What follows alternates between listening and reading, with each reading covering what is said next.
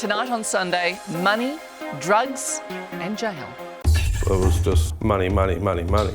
It was absolutely terrifying for all of us. Caught in an elaborate Indonesian scam. They said I needed to pay $30,000 for my release. And the Aussie middleman at the centre of it all.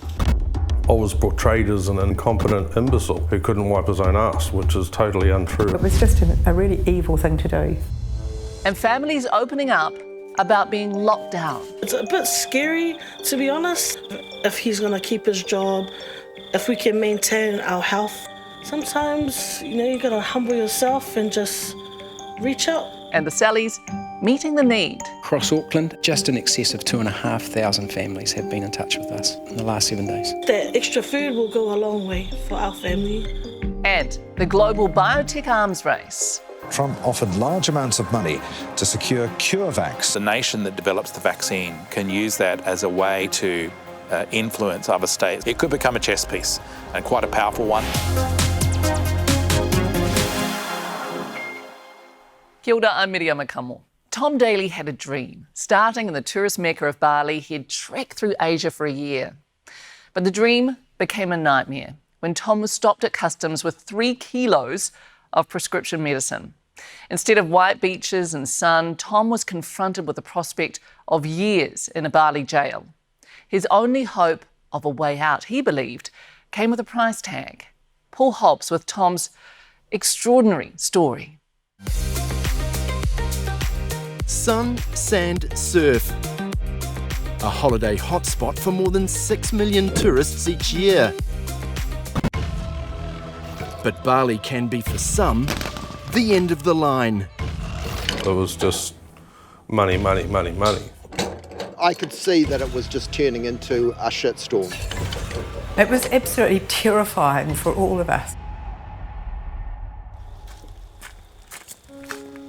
Northlander Tom Daly leads a pretty simple life. I work as a traffic pilot for my dad's house-moving heavy haulage company for moving buildings. Years working for the family business meant he missed out on a Kiwi rite of passage in his 20s. But at 37, that was about to change. This was going to be the big OE. Initially 6 months to a year, and then seeing how the trip went, going from there. I was pretty concerned, actually. If anything's going to go wrong, it would go wrong in Bali. His mum's worries fell on deaf ears. Tom's bags were packed well in advance of leaving. He did have to sort out his medications. There were a few. The bulk of them was my gabapentin, which is a nerve relaxant for my back, anti-inflammatory, tramadol, and Norflex, which is for muscle relaxant. He was on his way, touching down in Bali a Friday afternoon in late February. We went through the first stage of security. That was fine, we got through that. But at the second stage, a roadblock. They found the medication through the x-ray of my main luggage. There were close to 5,000 different prescription and over-the-counter pills stashed in his bag. Customs officers wanted to see a medical certificate for them. I had called the doctor previous to going to email me the scripts for my medication, but once I got there I found out it hadn't been done. Let's face it, it didn't look good. If I produced the scripts, then that would be fine. The doctor had prescribed them to me, there wasn't an issue. Tom was taken to a medical centre where they x-rayed his back, determining he did indeed have a back injury. He was then taken to Bali Polder, Bali's main police station, where he was told to wait in reception until his prescription arrived.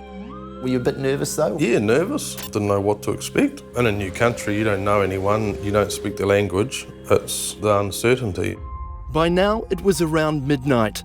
For the first time, Tom was able to phone his family and let them know he was in trouble.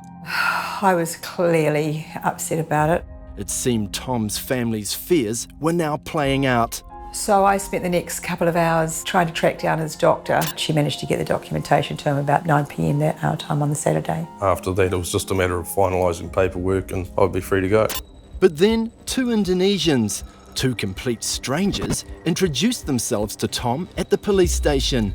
What did they say to you? Hi, I'm Edward, your lawyer, and this is Senita, your interpreter. I've been organised by the New Zealand Consulate to represent me.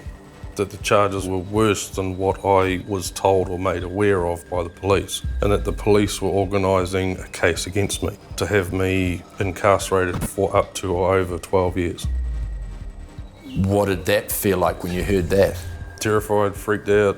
Because up until that point, you thought it was just pretty much plain sailing and you'd be out there pretty shortly. Totally, exactly. And then when I heard that, I literally broke down. I was upset, I was scared, terrified. I was in another country. I didn't know if I was going to get home. I didn't know if I was going to be locked up. But there was more. They said I needed to pay $30,000 US to the police for my release. What did you think when they said that to you? I was blown away. I was like, what do I do? Senita, the interpreter, also rang Tom's mum. And she said to me that Tom hadn't been freed, that there was a penalty to be paid. The penalty, she said, was 30,000 American dollars. And then another demand that would prove to be key. I was told by Senita that I had to send her the medical certificate because I couldn't trust the police. Which he did. But who was he to trust? It just happened so quickly. The notoriously corrupt Bali Police, or these people? A lawyer he believed the New Zealand consulate had sent to help him. I had to trust them. What other choice did I have? Enter this man, Australian John McLeod, a director of an Australian security consultancy. He said he was in Bali on holiday. He said he could help. He initially told me he'd handled the Chappelle Corby case, that he'd represented her, so I assumed he was a lawyer. You'll remember Chappelle Corby was convicted in 2005 of attempting to smuggle more than 4 kilos of cannabis into the country. None of them could prove who else had planted the drugs, the judges said. Spending 9 years in Bali's infamous Kirabakan jail. That's John McLeod with her on the day of her release. This apparent saviour rang Tom's mum. He said to me, I'm an Australian lawyer, and he said, I've represented several people, including Chappelle Corby, and he was getting on very well with Tom, that we could trust him, that he was taking good care of Tom, that Tom was safe with him. McLeod arranged for Tom to be moved from the police station to this so-called safe house. Publicly, McLeod went on the offensive, setting up an impromptu media conference at a medical centre. 4,950 prescription tablets weighing almost 3 kilograms would land anybody, anywhere in the world, in a prison cell going through an airport.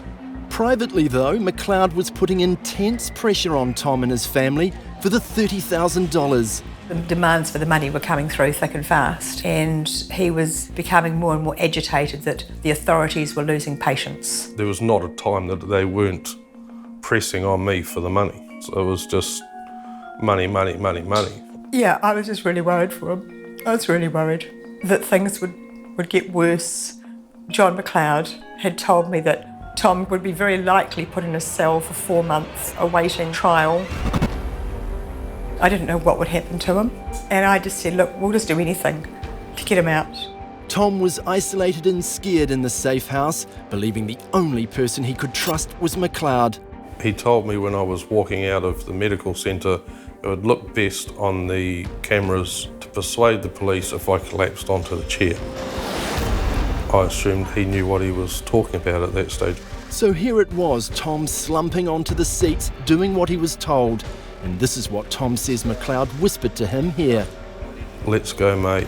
Well done, making it believable. He was trying to put on a show for the cameras, for the police to drop all charges. But what charges? Tom hasn't been charged by Bali Police. They're waiting for the prescription which would confirm his story, and he could go on his way. But that prescription is now with Edward and Senita, who it's now clear to Tom are working with John McLeod. Just what game are they playing? Back in Auckland, Tom's family lawyer, Vicki Pomeroy, was trying to make sense of it all. Tom was told very clearly by Customs that he has 24 hours to provide a doctor's certificate confirming that they were prescribed, and if he did that, he would be free to go. It seemed to her the Bali Police were straight up. There was absolutely no evidence that they had any intention of doing anything else throughout this entire proceeding. She called on expertise. I could see that it was just turning into a shitstorm. Law Aid International, a legal firm specialising in transnational law. So people do get locked up for bringing drugs into the country that are prescription drugs, but this is a completely different situation where there seemed to be a plausible narrative right from the word go. His attention quickly turning to the men claiming to be helping Tom. This story, very familiar to him. A police station or any place of detention in Indonesia, my experience is that there are always people circling those environments because that's how they make money. They might be trying to sell stories, they might be pretending to be lawyers, pretending to be deal makers. They prey on the vulnerable, receive US dollars for it and continue. Craig immediately dispatched his colleague Max Whitty from Jakarta. Once you start getting into paying out officials, that is when your problems start. Meanwhile, Tom's family, seeing no other option at that stage, was scrambling to find the money. We had this 48-hour period where we were really anxious. 4 days after Tom was stopped at customs, Law Aid International's Max Whitty arrived in Bali. John had found out that Max had been assigned to the case. He was not at all happy. He didn't want to work with Max, he didn't want to have a thing to do with him. That Max was undermining what he'd already done, but Max was the one person out of everyone there that I could actually trust. Everything changed once we had an Indonesian lawyer there from Jakarta that wasn't part of the Bali apparatus.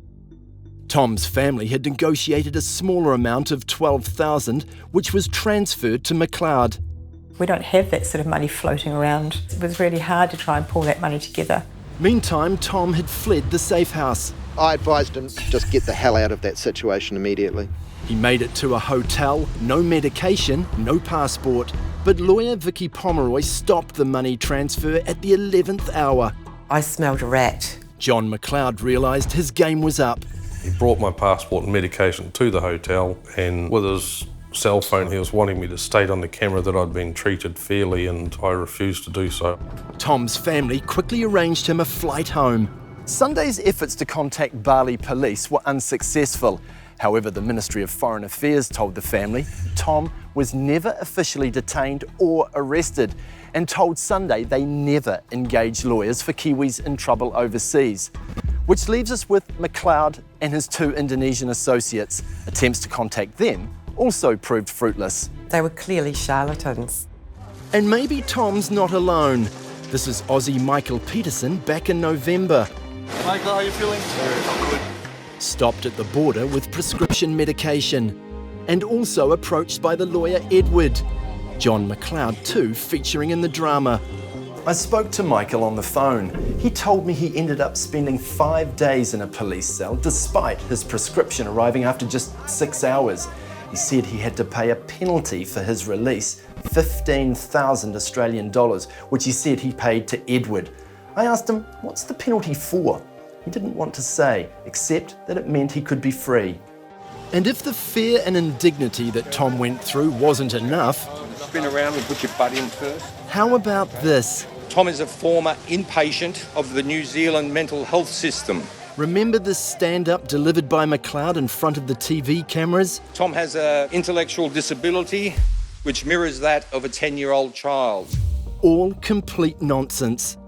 I was portrayed as an incompetent imbecile who couldn't wipe his own ass, which is totally untrue. I mean, I just can't believe that people would do that. I would like to see that it doesn't happen to anyone else and that they were brought before the authorities. It was just a really evil thing to do, a really evil thing to do. Well, Tom tells us he saved 4 years for this big trip. He's been set back thousands of dollars from lost bookings and flights and another $26,000 so far in legal fees. But he's determined to start saving again for that elusive OE.